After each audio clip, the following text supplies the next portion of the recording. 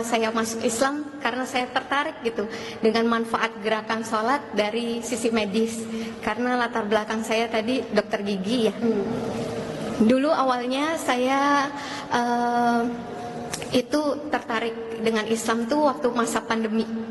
Jadi waktu kita mulai digerakkan pakai masker gitu, rajin cuci tangan gitu ya, terus nggak boleh berjabat tangan. Nah itu awal mulanya saya tertarik dengan Islam. Di situ saya cari-cari tahu apa sih manfaat wudhu, manfaatan gerakan sholat, tapi secara medis, bukan fadilahnya, keutamaannya itu bukan gitu.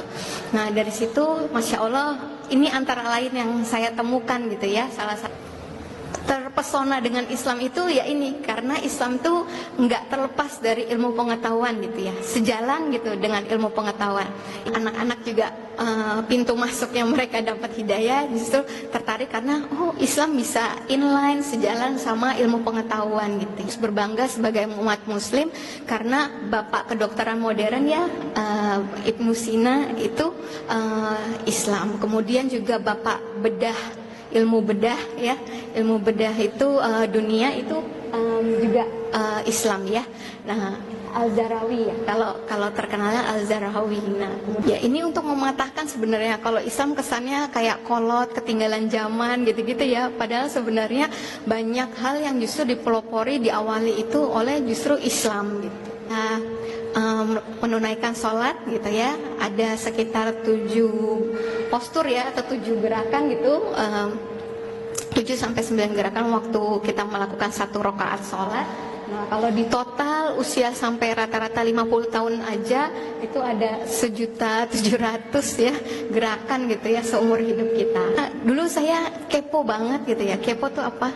Pengen tahu banget gitu ya.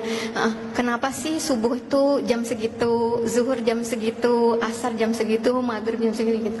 Dan ternyata masya Allah itu semua nanti ada bukunya juga itu yang saya baca, kenapa di jam segitu gitu. Nah kalau dihubungkan dengan sains nih itu nyambung, karena di alam itu ada spektrum warna.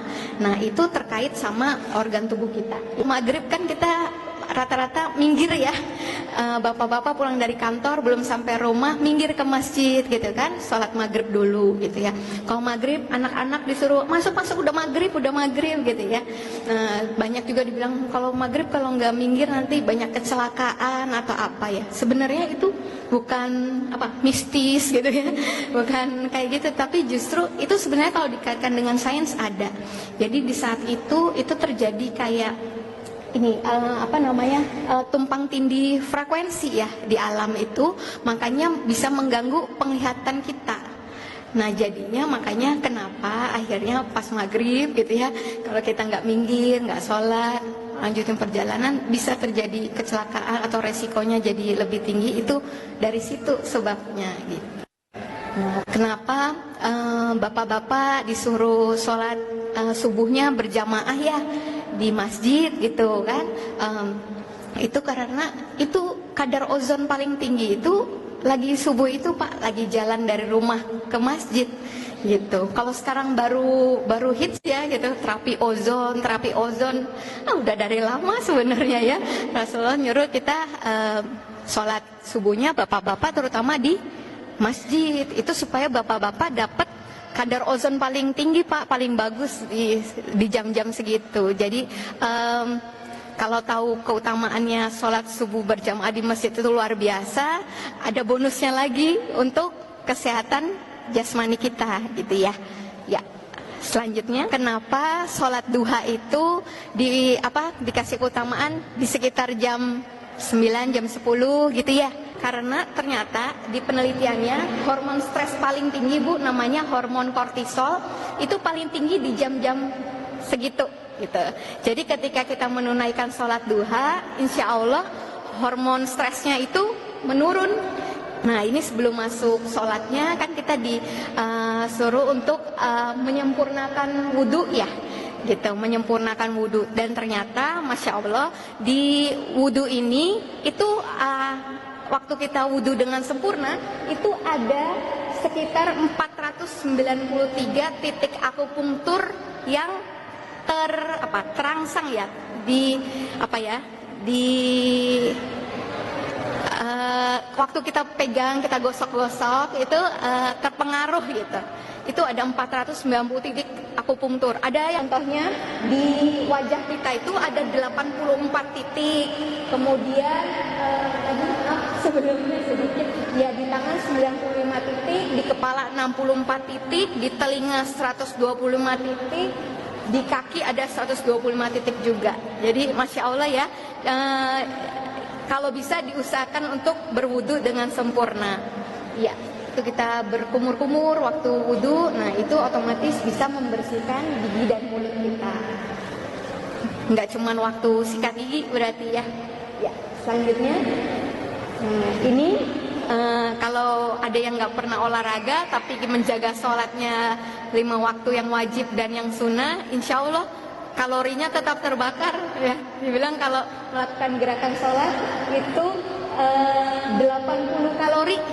Nah, ini ada penelitiannya waktu itu dibandingkan antara bapak-bapak yang nggak pernah sholat sama yang sholat dan sama-sama nggak melakukan olahraga, tapi ada kalori yang terbakarnya sebanyak 80 kalori. Ya, jadi waktu lagi sholat itu banyak ya sendi-sendi kita yang ikut bergerak ya. Nah, ini juga kalau dilihat ada hubungannya juga. Kita gerakan sholat di sini dan waktu kita tawaf ya di Ka'bah, keliling Ka'bah itu sama, semuanya itu 360 derajat. Kalau dihitung setiap sudut gerakannya itu totalnya juga tetap 360 derajat. Ya. Ini kenapa kita kalau arah pandangan mata kalau lagi sholat ya harus ke tempat sujud, betul? Ya, harus pandangan tempat sujud, fokus ya ke tempat sujud, nggak lihat kiri kanan. Itu ternyata ngaruh juga Bapak Ibu untuk kontraksi otot mata. Termasuk waktu kita, jadi waktu ruku kan agak dekat ya dengan tempat sujud, kemudian waktu sujud malah nempel banget ya. Nah itu kita dianjurkan untuk buka mata ya, nggak merem kan. Nah, kenapa nggak tutup mata? Karena tadi buat latihan kontraksi otot mata. Jadi dari agak jauh waktu berdiri, terus ruku lebih dekat, kemudian sujud dekat banget gitu ya sama tempat sujud. Nah itu ya. Jadi banyak hadis juga ya kalau kita sakit, Rasulullah pernah ada sahabat sakit disuruh Rasulullah untuk sholatlah gitu ya.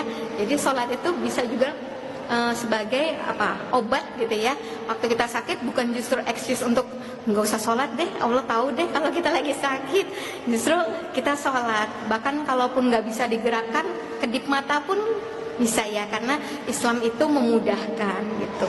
Nah ini mulai masuk dari setiap gerakan sholatnya gitu ya. Saya nggak masuk ke fikih sholatnya ya, karena nggak ada nggak kompeten gitu ya di fikih sholat ini. Jadi mungkin sedikit sharingnya justru di manfaat secara medisnya. Ya lanjut.